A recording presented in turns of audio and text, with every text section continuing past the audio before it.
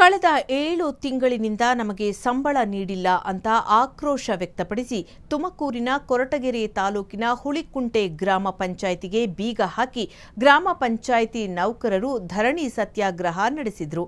Water man ಹಾಗೆಯೇ ಪೌರ ಕಾರ್ಮಿಕರಿಗೆ ಸಂಬಳ ನೀಡಿಲ್ಲ.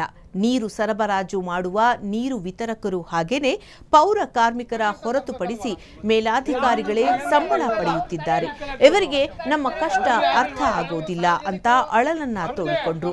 ನಮಗೂ ಹೆಂಡತಿ ಮಕ್ಕಳು ಇದ್ದಾರೆ. ಮನೆ ಬಾಡಿಗೆ, ಮಕ್ಕಳ ಶಾಲಾ ಶುಲ್ಕ ಹಾಗೆಯೇ ಇತರ ದಿನನಿತ್ಯದ ಜೀವನ ನಡೆಸಲು ನಮಗೆ ಹಣವಿಲ್ಲ ಅಂತ ಆಕ್ರೋಶ ಹೊರಹಾಕಿದ್ದಾರೆ.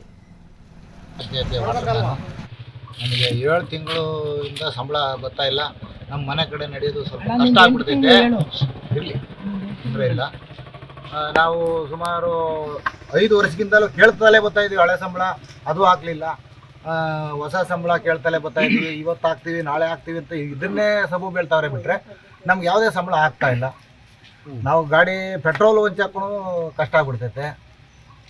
ನಾವು ಇದನ್ನು ನಂಬ್ಕೊಂಡು ಬೇರೆ ನಮಗೂ ಯಾವಾಗಲೂ ಇಟ್ಕೊಂಡಿರ್ತೀವಿ. ಯಾವುದಕ್ಕೂ ಎಲ್ಲದಕ್ಕೂ ಅನಾನುಕೂಲ ಆಗ್ಬಿಟ್ಟೈತೆ. ಹಂಗಾಗಿ ಏನಾರ ಮಾಡಿ ನಮಗೆ ಸಂಬಳ ಹಾಕ್ಸ್ಕೊಡ್ಬೇಕು. ಎಷ್ಟು ಜನ ಇದ್ದೀರಿ ವಾಟರ್ ಮ್ಯಾನ್ಗಳು? ನಾವು ಈಗ ಆಲ್ರೆಡಿ ಒಂದು 7 ಜನ. ಕ್ಷಣ ಕ್ಷಣದ ಸುದ್ದಿಗಳಿಗಾಗಿ ಫ್ರೀಡಂ ಟಿವಿ ಸಬ್ಸ್ಕ್ರೈಬ್ ಮಾಡಿ, ಲೈಕ್ ಮಾಡಿ ಹಾಗೂ ಫಾಲೋ ಮಾಡಿ. ಹೊಸ ಸುದ್ದಿಗಳ ನೋಟಿಫಿಕೇಶನ್ಗಾಗಿ ಬೆಲ್ ಐಕಾನ್ ಮೇಲೆ ಕ್ಲಿಕ್ ಮಾಡಿ.